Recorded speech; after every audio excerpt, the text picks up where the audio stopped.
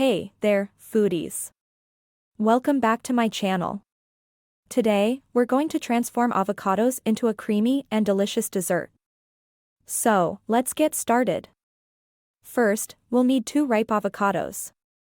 Avocados are not only packed with healthy fats, but they also create an incredibly smooth and creamy texture for our mousse. Next, we'll add half a cup of cocoa powder to give our mousse that rich chocolate flavor. Make sure to use unsweetened cocoa powder for the best results.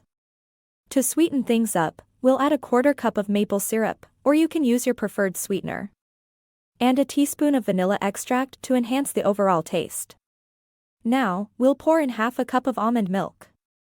You can use any plant-based milk of your choice, soy milk or coconut milk work great too. Time to blend it all together until smooth and velvety. This usually takes about a minute or so.